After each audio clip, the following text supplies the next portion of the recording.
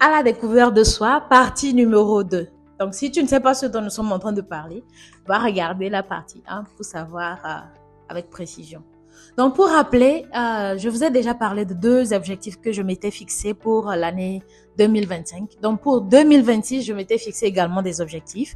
Un deuxième objectif que je m'étais fixé pour 2026, c'était de renforcer mes capacités en leadership et en prise de parole. Je suis en entreprise, donc avoir ces capacités-là me permet de pouvoir aspirer à d'autres postes plus élevés dans la société ou bien dans l'entreprise où j'évolue.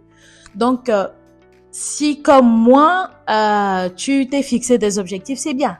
Mais si tu ne t'es pas fixé encore des objectifs pour 2026, ce n'est pas grave.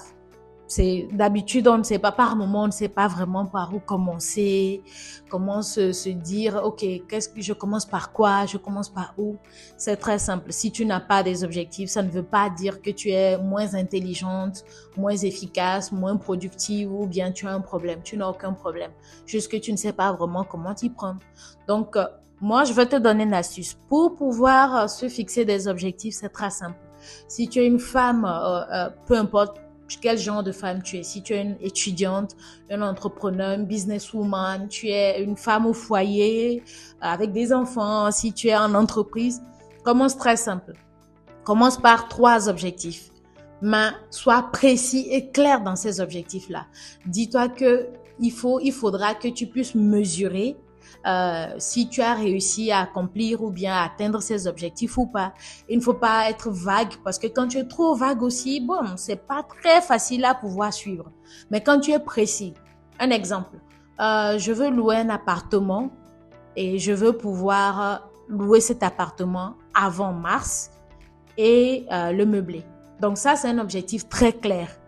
Ça veut dire que tu vas faire en sorte de trouver des courtiers qui vont t'emmener visiter des appartements et tout faire pour pouvoir payer et tout ça. Mais s'assurer qu'en mars, tu auras cet appartement, tu l'auras meublé. Donc ça, c'est un objectif clair. Tu peux commencer comme ça. Donc, clair, précis, structuré. Après avoir fait ça, tu n'as pas besoin d'avoir 1 million d'objectifs pour une année. Tu peux commencer par 3. Prends 3 objectifs, tu te dis entre janvier et juin, je vais les atteindre. Si en juin, tu as fini d'atteindre ces objectifs, félicitations. Donc, tu peux ajouter de nouveaux objectifs. Tu ajoutes 2 ou 3 encore qui vont te tenir entre juin et décembre. Et à la fin, tu pourras faire une évaluation.